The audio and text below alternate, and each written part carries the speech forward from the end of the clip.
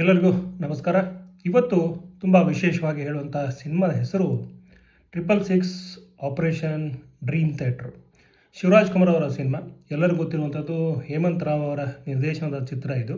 ಈ ಚಿತ್ರದಲ್ಲಿ ಶಿವರಾಜ್ ಕುಮಾರ್ ಅವರ ಪಾತ್ರ ಯಾವುದು, ಹಾಗೆಯೇ ಅದರ ಹೆಸರೇನು ಅನ್ನುವಂಥದ್ದು ಒಂದು ಕುತೂಹಲ ಇತ್ತು. ಅದನ್ನು ಸ್ವತಃ ಶಿವರಾಜ್ ಕುಮಾರ್ ಅವರು ರಿವೀಲ್ ಮಾಡಿರುವಂಥದ್ದು. ಏಜೆಂಟ್ ಪ್ರಕಾಶ್ ಅನ್ನುವಂಥದ್ದು ಈ ಪಾತ್ರದ ಹೆಸರು.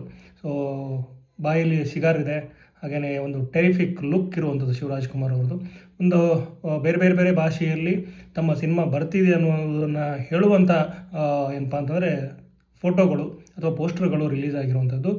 ಏಜೆಂಟ್ ಪ್ರಕಾಶ್ ಆಗಿ ಶಿವರಾಜ್ ಕುಮಾರ್ ಅವರು ಈ ಒಂದು 666 ಡ್ರೀಮ್ ಥಿಯೇಟರ್ ಏನಿದೆ ಸಿನಿಮಾ, ಇದರಲ್ಲಿ ಕಾಣಿಸ್ಕೋತಾ ಇದ್ದಾರೆ. ತುಂಬ ವಿಶೇಷವಾದ ಸಿನಿಮಾ. ಇದಕ್ಕೋಸ್ಕರ ಒಂದು ದೊಡ್ಡ ಸೆಟ್ಟನ್ನು ಹಾಕಿದ್ರು ಕಂಠೀರವ ಸ್ಟುಡಿಯೋದಲ್ಲಿ. 100 ದಿನ ಇಲ್ಲಿ ಚಿತ್ರೀಕರಣ ಮಾಡಿರುವಂಥದ್ದು. ಬಹುತೇಕ ಈ ಚಿತ್ರದಲ್ಲಿ ಈ ಒಂದು ಸೆಟ್ಟಲ್ಲಿ ಸಾಕಷ್ಟು ಸೀನ್ಗಳನ್ನು ತೆಗೆದಿರುವಂಥದ್ದು.